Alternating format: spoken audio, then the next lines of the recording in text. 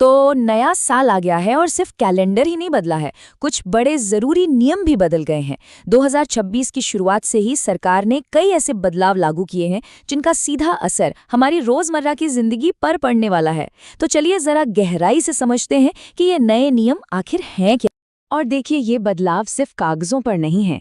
असल सवाल तो ये है कि इनका हमारी जेब पर, हमारी रसोई के बजट पर और हमारे रोज के आने जाने पर क्या असर होगा। आज की इस चर्चा में हम इन्हीं सवालों के जवाब ढूंढने की कोशिश करेंगे। तो मोटे तौर पर 3 चीजें बदल रही हैं: राशन कार्ड, ट्रेन की टिकटें और यूपीआई पेमेंट्स। चलिए सबसे पहले राशन कार्ड की ही बात करते हैं और जानते हैं कि 2026 में क्या बदला है। तो सबसे पहला और शायद सबसे बड़ा बदलाव जो है वो राशन कार्ड सिस्टम में आया है। इसे अब पूरी तरह से डिजिटल किया जा रहा है। इसका मकसद लोगों को ज्यादा ऑप्शन देना और जो धोखाधड़ी होती है उसे रोकना। तो समझिए, वो दफ्तरों के चक्कर काटने वाले दिन अब गए। अब सब कुछ ऑनलाइन होगा, ई-केवाईसी और आधार लिंकिंग के जरिए। इससे होगा क्या? फर्जी कार्ड बंद होंगे और जो हकदार है फायदा उसी तक पहुंचेगा।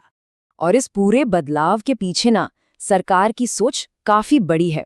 मकसद सीधा सा है कि देश में कोई भी परिवार भूखा ना सोए, और ये डिजिटल सिस्टम बस उसी बड़े लक्ष्य तक पहुंचने का एक जरिया है। और हाँ, 2026 के राशन कार्ड नियमों में जो सबसे बड़ी बात हो रही है वो है ये नंबर 1000 रुपए।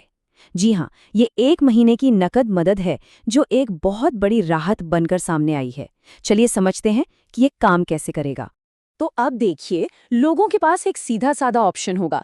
या तो वो पहले की तरह सस्ता अनाज ले सकते हैं, या फिर उसकी जगह हर महीने सीधे 1000 रुपए अपने बैंक अकाउंट में ले सकते हैं। अब ये जो कैश वाला ऑप्शन है ना, इसके फायदे कई हैं।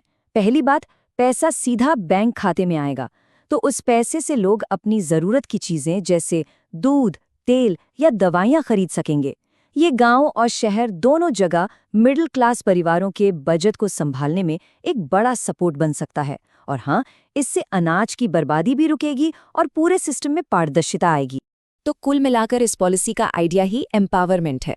मतलब सरकार अब सिर्फ फायदा नहीं दे रही, बल्कि ये चुनने की आज़ादी भी दे रही है कि लोग अपनी ज़रूरत के हिसाब से क्या चाहते हैं। लेकिन रुकिए, एक बहुत ज़रूरी बात है जिसका ध्यान रखना ही होगा। ये पक्का कर लें कि परिवार के सभी सदस्यों के नाम सही हैं और आधार से लिंक हैं, वरना ये फ़ायदा मिलने में दिक्कत हो सकती है। अच्छा, तो राशन कार्ड की बात हो गई। अब आगे बढ़ते हैं और देखते हैं कि ट्रेन के सफ़र में क्या बदल रहा है। रेलवे ने टिकट बुकिंग को और सेफ और आसान बनाने के लिए कुछ नए नियम लागू किए हैं। देखिए, दिक्कत क्या थी? दलालों और ब्लैक में टिकट बेचने वालों की वजह से आम लोगों को टिकट मिलना ही मुश्किल हो जाता था। तो ये नए नियम इसी प्रॉब्लम को जड़ से खत्म करने के लिए हैं। तो इसे 2 स्टेप्स में लागू किया जा रहा है। ध्यान से सुनिएगा। पहले 5 जनवरी 2026 से जिन यूजर्स का आधार वेरीफाइड है, उनके लिए बुकिंग शाम 4 बजे तक खुली रहेगी। और ठीक 1 हफ्ते बाद यानी 12 जनवरी से ये टाइमिंग बढ़ाकर रात 12 बजे तक कर दी जाएगी। मकसद साफ है, आधार वेरिफिकेशन को जरूरी बनाकर दलालों को सिस्टम से बाहर करना, ताकि जो असल में सफर कर रहे हैं उन्हें टिकट आसानी से मिले। चलिए अब आते हैं उस चीज पर जिसे हम दिन में कई बार इस्तेमाल करते हैं, डिजिटल पेमेंट। यूपीआई और दूसरे डिजिटल तरीके अब और भी ज्यादा सेफ होने वाले हैं। तो अच्छी खबर ये है कि 1 जनवरी 2026 से यूपीआई फ्रॉड को रोकने के लिए नियम और सख्त कर दिए गए हैं।